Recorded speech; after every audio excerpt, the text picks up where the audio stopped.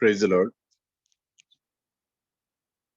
C.V. John, can you say a small prayer? Yes, brother. Shall we pray? Our Almighty God, our gracious Heavenly Father, we thank you again for this wonderful day you have added to our lives, individually, family-wise, church-wise, nation-wise. Dear Lord, we know that it is your grace that we are still alive against all the odds that are happening around us. We thank you, Lord, that you have shown us the way for which we have to labor, where we will have the peace, joy of salvation. The strength of the Lord is available for everyone who depend upon him. Under his wings are the healing. And we thank you, Father, for experiencing us with your presence and your glory. Your love and your grace is always available beyond measure. We bless you, Lord. We thank you that you have brought us together again into thy presence as the church, living organism in this world, growing, multiplying. And we thank you, Lord. We can always be happy seeing new faces in your presence.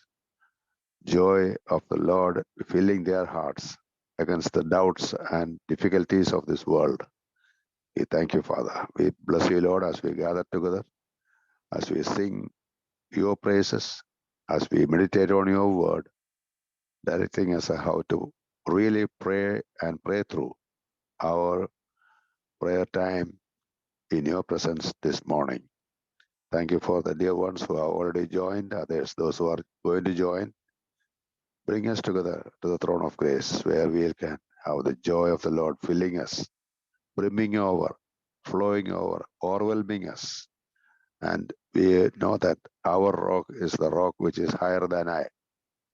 And we cannot always depend upon the world and its labor, where there is no peace for those who labor for this world. And your word is so clearly speaking to us. And we know that it is those who work hard will have sleepless nights. Dear Lord, you have given us sleep, given us a new direction for a new day. For many, it is not so. Lord, we pray that you will help us to continue in your presence as we are called. Come ye apart. Yes, Lord, we are with you.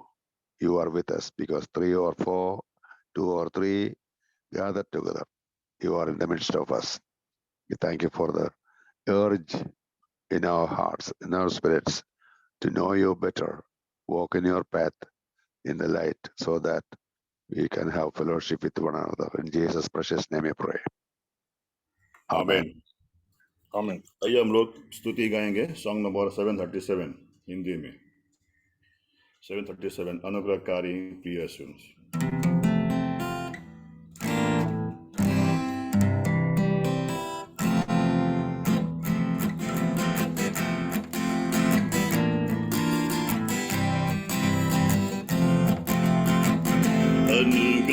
अनुग्रहकारी प्रिय यीशु, तेरे शरण में हम आते हैं। अनुग्रहकारी प्रिय प्रभु जी, तेरे शरण में हम आते हैं।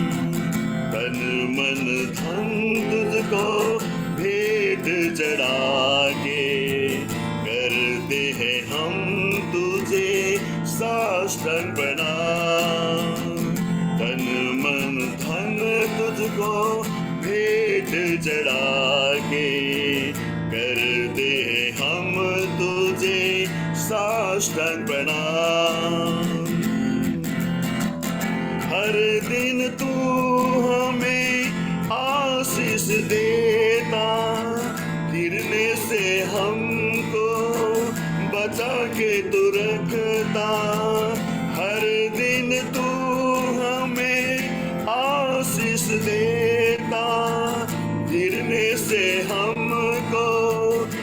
साकेत रखता जीवन के इस लंबे सफर में तेरा वचन है सिखदाता जीवन के इस लंबे सफर में तेरा वचन है राह दिखाता अनुग्रहकारी प्रिय प्रभु जी तेरे शरण में हम आते हैं अनुग्रहकारी प्रिय प्रभु जी तेरे शरण में हम आते हैं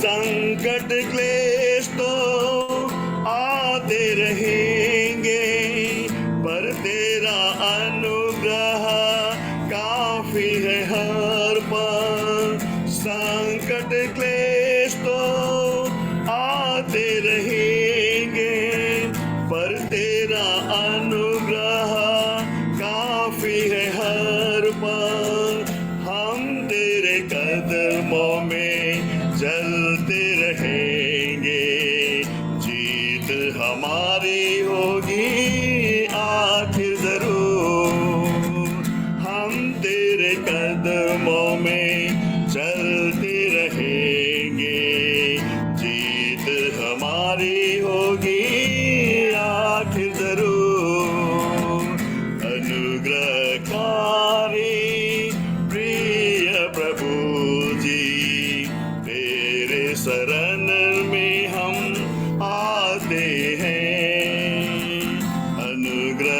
अनुग्रहकारी प्रिय प्रभु जी तेरे शरण में हम आते हैं सेवा यीशु से हमको मिली है मिट्टी के बर्तन लेके खजाना है स्वर्ग का सेवा यीशु से हमको मिली है मिट्टी के बर्तन लेके खजाना है स्वर्ग का टूट जाए तो भी परवाह नहीं है महिमा हम तुझको देते रहेंगे टूट जाए तो भी परवाह नहीं है महिमा हम तुझको देते रहेंगे अनुग्रहकारी प्रिय प्रभु जी तेरे शरण में हम आते हैं अनुग्रहकारी प्रिय प्रभु जी तेरे शरण में हम आते हैं तन मन धन तुझको भेंट चढ़ा के करते हैं हम तुझे साष्टांग प्रणाम तन मन धन तुझको भेंट चढ़ा के करते हैं हम तुझे साष्टांग प्रणाम हमारी Praise the Lord. सबों को जय मसीह. Brother, it is clear, brother? Brother. Voice. Yes, brother.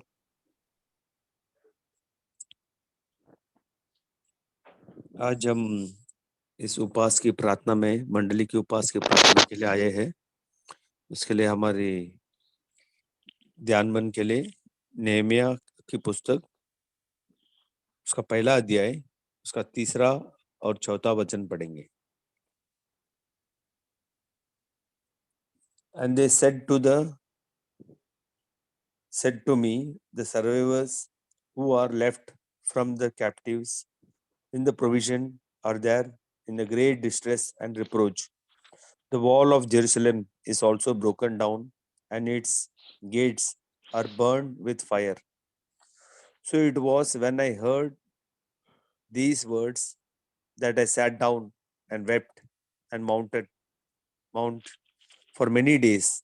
I was fasting and praying before the God of heaven. इस वचनों को पढ़ते समय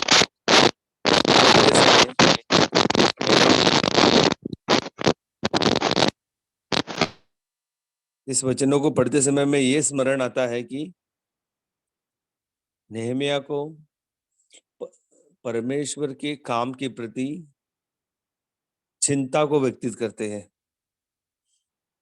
ये अपने जब वचनों को पढ़ते हैं और वचन को नेहमिया ने वचन को पढ़ा, समय को समझा और परिस्थिति को समझने के बाद उन्होंने ये चिंता प्रकट किया अपने मन में,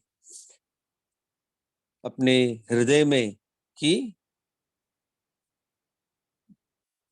दीवार गिर चुका है और वहां पर सुरक्षा नहीं है, वहां पर बल और शक्ति नहीं है, वहां के लोगों की परिस्थिति बहुत ही कमजोर और परेशान में है। ये सब समझने के बाद उन्होंने जो स्वर्ग का परमेश्वर है उनको पुकारा। क्योंकि ये नेहमिया के इस अध्याय में कई बार ऐसी नेहमिया लिखता है कि द गॉड ऑफ हेवन।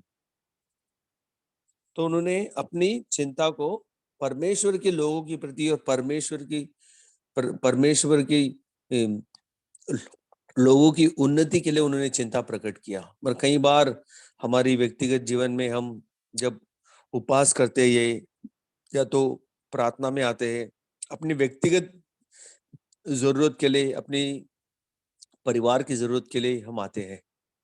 ये हमारा स्वयं सेल्फ सेंटर्ड प्रार्थना रहती है। पर तो आज हम इस नेहमिया के इस 2 अध्याय में हम ये सीखने मिलता है कि हमें नेहमिया ने कैसे परमेश्वर की लोगों के प्रति और उनकी जेरूशलेम के प्रति उन्होंने चिंता को प्रकट किया है, संतों के लिए चिंता। तो यहाँ पर ये देखते हैं कि उन्होंने कई दिनों उपवास किया और रोया और मौन रहा और उन्होंने उपवास किया और प्रार्थना किया। और किसके सामने? स्वर्ग, द गॉड ऑफ हेवन। यहाँ पे व्यक्तिगत रीति से यहाँ पे देखा जाएगा तो there is only one God whom we can pray unto, the God of heaven, the God of Nehemiah. आज वही परमेश्वर हमारा भी परमेश्वर है। हम भी हमारे जरूरत के लिए, हमारे मंडली की जरूरत के लिए, मंडली की उन्नति के लिए परमेश्वर की चिंता को हम हमारे घर, हमारे मंदिर, हमारे परमेश्वर के आत्मिक मंदिर के रीति से हम प्रार्थना में कर सकते हैं, हम प्रार्थना में आ सकते हैं। इस 2 वचन को और फिर से 11वां वचन में ये लिखता है कि O Lord I pray please let your ear be attentive to the prayers of your servant. अपने दास की प्रार्थना को सुने और अपने दास की प्रार्थना को कान लगाकर सुनो, परमेश्वर करके व्यक्तित करता है कि तुम्हारा दास प्रार्थना करता है। Desire to fear your name, जो आपके नाम के आदर देते हुए आपके अंदर डर और भय रखने वाला परमेश्वर, डर और भय रखने वाला दास कर कहता है, your servant prosper this day I pray and grant him mercy in the sight of this man for I was a king's cupbearer. राजा के सामने उन्होंने जाने के लिए उन्होंने हिम्मत को मांगा। ये नेहमिया की प्रार्थना है। और उन्होंने मनुष्य के प्रति या राजा के प्रति उन्होंने कभी भी वो डर और भय नहीं था उनके पास, परंतु परमेश्वर का डर और भय उनके जीवन में था। वो जीवन के द्वारा उनकी जीवन के द्वारा उनकी व्यवस्था, उनकी अवस्था को परमेश्वर ने जाना और परमेश्वर ने अनुग्रह दया एक राजा के मन में भी उत्पन्न किया ताकि परमेश्वर का काम नेहमिया के द्वारा उस दीवार को बांधने में लगे रहे। ऐसे चिंता हमें भी रखना चाहिए। जो जो कार्य हमारे व्यक्तिगत रीति के लिए नहीं, हमारी हमारी जब भी हम उपवास करते हैं, ये तो कई बार हम व्यक्तिगत रीति से हम करते हैं हमारे, तो वो हमारी व्यक्तिगत उपवास की प्रार्थना हो जाती है। या हम एक दिन या एक समय का हम खाना हम छोड़ते हैं, या खाना पीना छोड़ते हैं, या तो कुछ चीजों को छोड़ते हैं जो परमेश्वर के लिए भाता नहीं है, उन चीजों को हम छोड़ते हैं। या हमारे जीवनों में और भी आत्मिक तरीके से बढ़ने के लिए हम व्यक्तिगत रीति से हम उपवास उपवास करते हैं। तो हाँ, हमारी व्यक्तिगत प्रार्थना, व्यक्तिगत उपवास होती है, या तो परिवार के लिए हम करते हैं। मगर ये आज हम जो आए हैं, हम कुछ जो त्यागते हुए हमारी नींद को भी, अगर अगर हमारे नींद को भी हम त्यागते हुए आए हैं, तो ये भी एक त्याग है, हम परमेश्वर के लिए करते हैं। कि हमारा बोझ है, और परमेश्वर की पवित्रता में बढ़ने के लिए जो हमारी बोझ है, ये भी एक उपवास की प्रार्थना हो सकती है। या तो हमारा हमारा हमारा जीवन परमेश्वर को फिर से स्थापित कर कर फिर से अर्पण करते हुए हमारे जीवनों को हम परमेश्वर की प्रति आते हैं, और सच्चे हृदय से, सच्चे मन से हमें परमेश्वर को ढूंढना चाहिए। और वैसे ही कई और भी वचनों में लिखा है, जैसे इन वचनों को जानते हुए हमें ये तो पता लगता है कि नेहमिया की मनसा क्या है, उनके हृदय को जानने वाला परमेश्वर है। क्योंकि Nehemiah called to the God by using his covenant, उन्होंने इस समय को जाना और परमेश्वर की वाचा को पहचाना कि परमेश्वर जो स्वर्ग का परमेश्वर है, जो एक्सोडस उसका 6वां अध्याय उसका 2 वचन में लिखा है, 2 से लेके 9 वचन तक लिखा है। वहां पर उन्होंने परमेश्वर की उस वाचा को वापस स्मरण परमेश्वर को दिलाया। परमेश्वर जो आप, the God spoke to Moses, said, I am the God. I appeared to Abraham, to Isaac, and to Jacob as God Almighty. By my name, Lord, I was not known to them. I have also established my covenant with them to give them the land of Canaan, land of their pilgrimage, in which they were strangers. तो उन्होंने, Nehemiah ने इस वचनों को exodus 6 से लेके 2 से लेके 9 वचनों को, इन वचनों को स्मरण दिलाया परमेश्वर को। परमेश्वर, आपने इजरायली लोगों को, आपने हमारे पूर्वजों को आपने छुड़ाया, उन्हें छुटकारा का दाम अपने दाहिने हाथ का अपना इकलौता पुत्र के द्वारा आपने दिया। तो उस वाचा को उन्होंने स्मरण किया।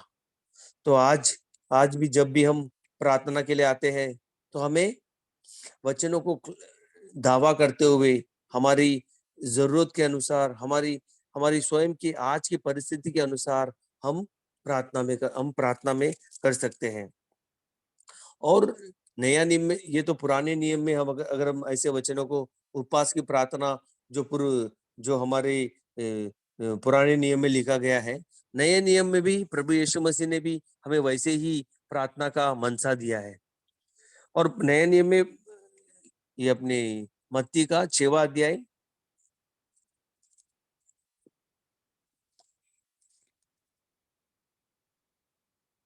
उसका 16 और 18 वचन।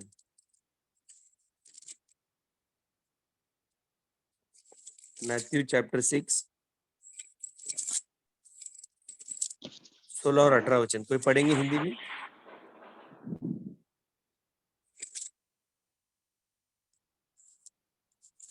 Moreover, when you fast, be not as the hypocrites of a sad countenance, for they disfigure their faces, that they may appear unto men to fast. Verily I say to you, they have their reward.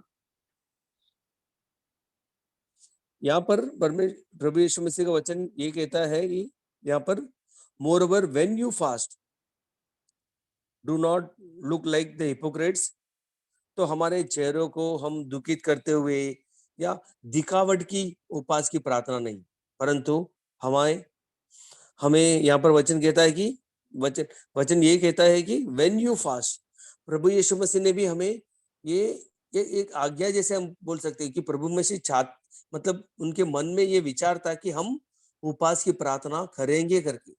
ये नहीं लिखा कि तुम आप अगर प्रार्थना उपवास करो या मत करो, ऐसा लिखा व्हेन यू फास्ट, मतलब उनका निश्चय था कि हम उपवास की प्रार्थना निश्चय करेंगे। ये निश्चयता है, तो हमारे जीवनों में भी हमें निश्चय कर हमें ये प्रार्थना में हमें शामिल होना है।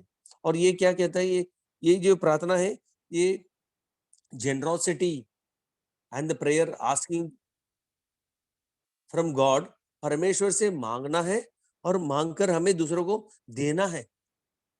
ये परमेश्वर की अनुग्रह और दया है, जो हमें परमेश्वर ने ऐसा एक बल और शक्ति दिया कि हम प्रार्थना के द्वारा, हम प्रार्थना के इस माध्यम में हम परमेश्वर के अनुग्रह सिंहासन में आ सकते हैं। और वो कौन है? वो स्वर्ग का परमेश्वर, the God who created heavens and earth, सृष्टिकर्ता हमारा परमेश्वर है, जो हमें उस छुटकारे का दाम देकर हमें इस जीवित भूमि में रखा है। ऐसे परमेश्वर के पास हम आ सकते हैं कि हमें, और वचनों में ये भी स्मरण करता है कि हमें हमारी शारीरिक चीजों के लिए नहीं मांगना है, या हमारा स्वयं, या हमारा it is not that we have to ask only for our belly, मगर तो हमारी आत्मिक जरूरतों के लिए। जैसे नेहमिया ने प्रार्थना किया, और नेहमिया ने जो प्रार्थना किया, उन्होंने अपने पापों को, अपनी कमी घटी को अपने ऊपर उन्होंने स्वयं स्वीकार किया है कि परमेश्वर अपने आप उन्होंने समर्पण भी किया है। वैसे ही और एक उदाहरण देखेंगे जो दानियल के किताब में दानियल लिखता है उसका 9वां अध्याय, उसका 3रा वचन। Then I set my face towards the Lord God to make request by prayer and supplication with fasting, sackcloth and ashes. यहाँ पर जिस दानियल के अध्याय में उन्होंने भी, दानियल की प्रार्थना लोगों के प्रति थी, for the people of God, स्वयं अपने लिए नहीं। आज मगर हम निश्चय करेंगे कि आज हमें इस उपवास की प्रार्थना के लिए आए, हम हमारे मंडली के प्रति, हमारे लोगों के प्रति, या हमारी व्यक्तिगत मंडली, या हमारा मुंबई की मंडली, या हमारा परमेश्वर के स्थापित किया हुआ इस जगत संसार भर में मंडलियों के लिए हम प्रार्थना करेंगे। क्योंकि प्रभु यीशु मसीह फिर से जब आने वाला है, he is coming for the church. वो अपने मंडली से लोगों को लेने के लिए आने वाला है। तो क्या हम वैसे तैयारी का जीवन पाते हैं? क्या हमारा भाई बहन या हमारा केश कुटुंब, जो मंडली हमें एक दूसरे के लिए कहता है, हमें परमेश्वर से भी प्रेम करना है और हमें एक दूसरे के लिए भी हमें प्रेम रखना है। क्योंकि जो एक दूसरे से प्रेम नहीं करता, वो परमेश्वर से कैसा प्रेम कर सकता है? और ये भी वचन कहता है कि जिसने परमेश्वर को देखा ही नहीं, परंतु अपने भाई बहनों को तो देखा है, जब उनसे प्रेम नहीं करता, वो परमेश्वर को हमने देखा ही नहीं, हम उनसे कैसा प्रेम कर सकते हैं? ऐसे हमें सावधान के साथ, हमें हिम्मत के साथ हम प्रार्थना में कर सकते हैं। और एक वचन पढ़ेंगे, जब जोब कहता है, आई हैव, इन वचनों को, जोब का 23वां वचन, 23वां अध्याय और 12वां वचन, जोब कहता है, मैंने इन परमेश्वर के वचनों को अपने खाने से भी ज्यादा इन्हें बहुमूल्य समझा करके, मतलब धन समझा करके, धन है उस जोब के लिए। भले कितने भी परेशानी मुश्किलात में जा रहे थे जब जोब की अवस्था में, परंतु उस वक्त में भी उन्होंने कभी परमेश्वर को छोड़ा नहीं। आज हमारा मंडली या इस जगत संसार में परमेश्वर का मंडली कितनी मुश्किलात, परेशानी और कठिनाई और ट्रिब्यूलेशन से जा रहा है, तो हमें स्मरण करना है। परिवार मुश्किलात से जा रही है, तो परिवार भी व्यक्तिगत रीति से, और एक परिवार तो एक छोटी सी मंडली है, परंतु हमारे साथ जुड़ने के साथ वो बहुरूली मंडली बन जाता है, या तो it becomes a church of God. वो वैसे बोझ के साथ हम प्रार्थना करेंगे। और और वैसे ही मनसा के साथ भी आएंगे। जैसे हमने पढ़ा दाऊद की अपना डैनियल में कई बार ऐसे चार बार लिखा है कि we have sinned and committed iniquities, we have done wickedly. Daniel का 9वां अध्याय उसका 5वां अध्याय उसका 5वां वचन। और उन्होंने कहा है कि व्यक्तिगत रीति से rebuild even by departing from your precepts and your judgement. और उसका 8वां अध्याय में भी लिखा है कि फिर से we have sinned against you.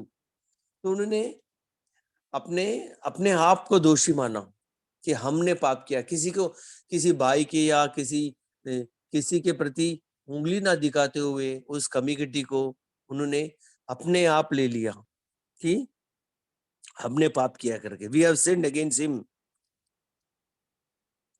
उसका 11 वचन में भी वही लिखा है और उसका 15 वचन में भी फिर से दोहराता है दानियल कि we have done wickedly, we have sinned करके। हमने पाप किया, हमने आपके विरुद्ध पाप किया, परमेश्वर के विरुद्ध पाप किया करके। तो ऐसे कबूलियत के साथ, ऐसे नम्रता के साथ, ऐसे दीनता के साथ और expressing concern for the work of God, परमेश्वर के काम के लिए हमें उपवास की प्रार्थना में हम इस वचनों को सावधान लेते हुए, इन वचनों को समझते हुए, जरूरत को और परिस्थितियों को सामने हुए हम उस अनुग्रह सिंहासन में के पास आएंगे। एफिशिएंस अपने हिब्रानी 4:16 समय को और परिस्थितियों को जानते हुए इस ऐसे मनसा के साथ वचन को दावा करते हुए हम आज की उपवास की प्रार्थना में हमें शामिल होंगे। परमेश्वर इस पढ़े हुए वचनों को आशीष दे और इस वचन के द्वारा हम प्रार्थना में शामिल आगे बढ़ेंगे। Brother, back to you brother.